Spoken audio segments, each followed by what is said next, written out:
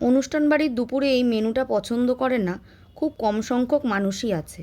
আমার তো ভীষণ ভালো লাগে। চলুন আজ দেখাবো অনুষ্ঠান বাড়ির মতো মাছের মাথা দিয়ে ছ্যাঁচড়া। ছ্যাঁচড়া বানানোর জন্য আমি সবজিগুলো আগে থেকে কেটে নিয়েছি।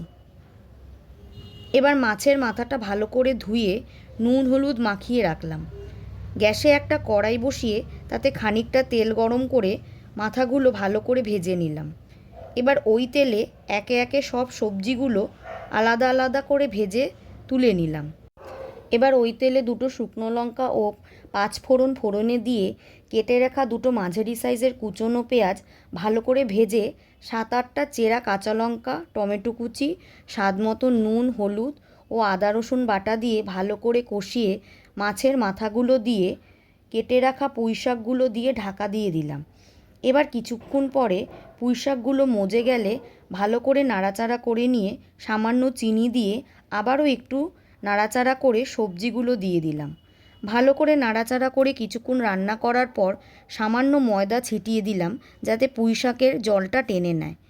এবার নামানোর আগে গরম মশলা দিয়ে নামিয়ে নিলেই তৈরি আজকের রেসিপি।